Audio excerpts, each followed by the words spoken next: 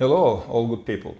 In today's video, I introduce you to a recipe that I use almost every day for making whole grains. And it saves not only time, not only less need to wash dishes, but also saves electrical energy. Plus it's so useful that I just feel compelled to share it with you. And one patient taught me this method of cooking, for which many thanks to him. The fact is that maybe many of you know this method, but for me it was just a surprise. I tried to cook whole grains in a thermos, and it turned out that it is so convenient and necessary thing that now I use it every day. All you need for this is just wide mouth thermos. It's preferable that it be about 750 milliliters in capacity. It's even better if it's made of steel, because then it will serve longer for you and you can cook any cereal in this way. Now I'll show the whole cooking process. Then we will discuss what's useful there, why it is necessary at least once a day. My recommendation to every person is to use this dish, because if you do at least one meal in this way, then you are almost guaranteed to drop bad cholesterol levels, improve good cholesterol levels, drop blood sugar levels, and improve many health indicators. For cooking, we need boiling water, we need a thermos with a wide mouth, we need about 3/4 of this cup of whole grain oatmeal, but chopped, flattened, and whatever you like will do. And then we'll need extra virgin olive oil. We need walnuts, you can use almonds, you can use hazelnuts, and definitely pumpkin seeds. And then it's a matter of technology. We put the cereal in the thermos, then take the kettle. It's hard to see through the camera, need to get used to it. Pour into a thermos, the capacity of which is 750 milliliters. Therefore, it was experimentally established that just such an amount of water and such an amount of oatmeal will give the desired consistency. That's it. After that, we twist the lid. This recipe is best obtained if all its contents are infused in the thermos for more than 8 hours. Let's open it up and see what happens. So I opened it, it looks like this. Almost nothing comes out, I need to get a spoon. Here, as you can see, you'll never achieve such a consistency if you cook in the usual way, so that all the water is absorbed and the porridge becomes so crumbly. By the way, it's already more than 8 hours and the heat has been preserved. That is, when I unscrewed the lid, steam really came out of here, and by the way, there was still some porridge left in the thermos. That is, it's not a full portion. It remains only to add olive oil here. I usually add 2 tablespoons of olive oil and a pre-measured mixture of nuts and pumpkin seeds. This is what happened. Here you can add spices to taste, whatever you want. You could add them, by the way, immediately here in the thermos before closing the lid, and thus the taste could be improved. The preparation itself took, you see, almost nothing. To check what we are getting in terms of nutrients in this dish, I turned to myfooddata.com. This is an online calculator that gives a very detailed idea of what is contained either in a single product or in a whole dish, or even in a whole daily diet. In turn, for this online calculator, the data is taken from the database of the USDA, and we got that the number of calories is 1183 kilocalories. This is a pretty high calorie dish. Total fat is 68.6, but saturated fat is only 10.2 grams. Do you know what saturated and unsaturated fats are? Saturated fats can be harmful if consumed in excess, and excess is when you get more than 5 to 10% of your daily calorie intake. Let's say you spend 2,500 kilocalories per day. Accordingly, you shouldn't get more than 10% of those calories from saturated fat. That is, no more than 250 kilocalories, or roughly speaking, no more than 25 grams of saturated fat can be eaten. And accordingly, we see that in this dish there are only 10 grams of saturated fat. That is, even with a diet of 3000 kilocalories, we will get exactly the amount of saturated fat that doesn't exceed a dangerous value. Saturated fats in excess in the diet can reduce the number of receptors for low-density lipoproteins and increase the level of bad cholesterol in the blood. And accordingly, a sufficient amount of unsaturated fats on the contrary, reduces the amount of bad cholesterol in the blood and increases the amount of good cholesterol. We also see that there are 112 grams of carbohydrates here, but these carbohydrates are not fast. That is, they don't lead to a rapid increase in blood glucose as we take whole grain oatmeal. Either it can be chopped oatmeal or it can be flattened. The only difference will be how quickly the blood glucose level will rise after eating such a dish. Of course, the slowest rate of raising glucose will be if you eat just such whole grains. Next is a very important parameter, downright magnificent. This is dietary fiber, 19.4 grams. Let me remind you that it's recommended to consume 14 grams of dietary fiber for every 1000 kilocalories. Adult men should consume somewhere between 25 to 30 grams of fiber per day. Women, about 25 grams of fiber. That is, we see that here, in this one serving, we already have more than half of the required fiber. Let me remind you that fiber is very important for the proper functioning of the intestines, as well as the proper functioning of the microflora. That is, the bacteria that live with us and produce very useful substances.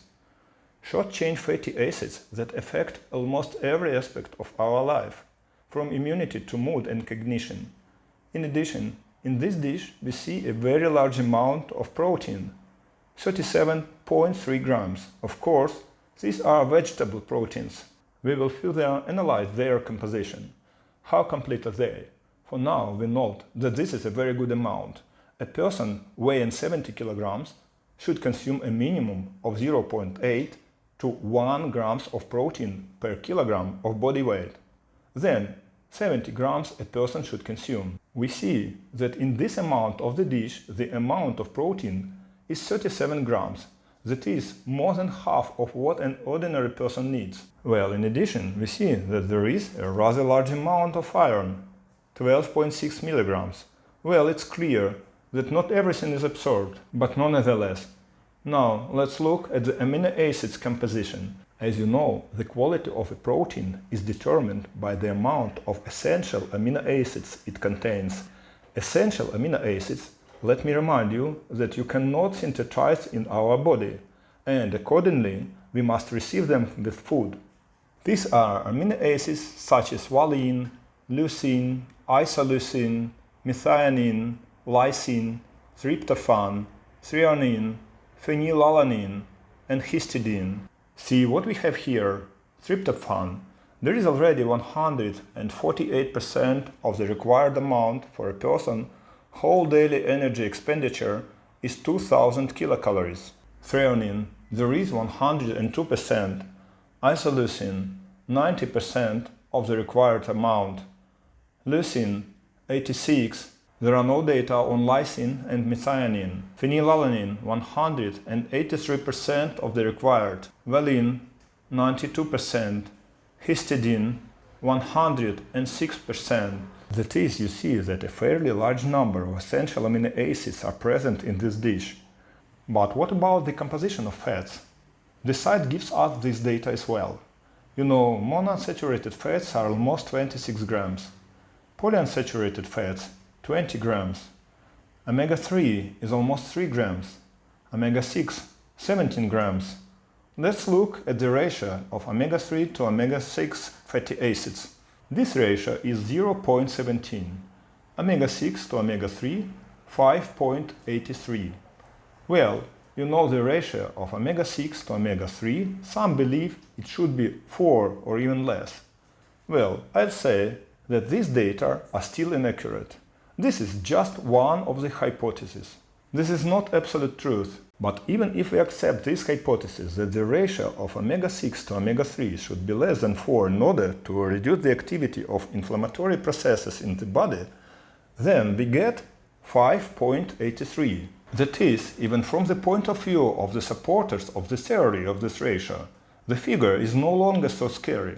The only feature of this dish, I don't say a disadvantage, because this is really a feature that is inherent in all plants' products. This is an imbalance in essential amino acids. Here, of course, animal proteins is needed. Therefore, in order to make up for the deficiency, you can take cottage cheese, you can take fish, meat, and egg white. I just took fat-free cottage cheese as an example in order to show how you can easily compensate for the lack of some essential amino acids. Let's see what it gives us. It gives us a total of 30 grams of protein. That is, we can add another 30 grams of protein to this oatmeal dish. And let's see how good it is. Let's go through the essential amino acids. Tryptophan and threonine. You see on the right side there are percentages. Let me remind you, for a diet of 2000 kilocalories, 142% tryptophan of the required, threonine 128%, isoleucine also exceeds 100, leucine also exceeds, lysine exceeds, methionine 100%, phenylalanine 178%, valine 111%. That is, in fact, we even exceed all the necessary amino acids by using both oatmeal and cottage cheese. Thus, we get a very useful and fast product, and not necessarily from oatmeal. You can take some other cereals. The bad thing is, of course, oatmeal, which can be not only whole grain, as in my example, but can also be flattened. If only it weren't instant oatmeal, because it's not about health at all. And accordingly, you can combine different types of cereals. I think you won't eat a lot of this dish, so you won't overeat. The large amount of fiber that it contains, primarily beta-glucans, is an excellent way to nourish the intestinal microflora. Fiber also allows you to sequester, that is, to bind both bile acids and cholesterol, which we get with bile, into the lumen of the gastrointestinal tract, and make the process of binding them irreversibly. They will then be removed with feces, and thus neither bile acids nor cholesterol will be absorbed, and thus your blood cholesterol will decrease, and the liver, in response to this, will increase the number of receptors for low-density lipoproteins, because it also needs to synthesize both cholesterol and bile acids from something. And it will cleanse the blood in this way. Therefore, this product is very suitable for those people who have high cholesterol. This dish is also useful for people with impaired intestinal microflora, for those who have constipation, and for those who have some trouble with an increase in sugar, because the normalization of microflora also allows you to reduce blood sugar levels. In general, there are a lot of positive effects. I advise you to try it, and you'll see that it is indeed a very effective remedy. True, it's not necessary to eat all this portion at once. This is just a recipe. If you have a lot, you can share it with someone. Thank you for your attention.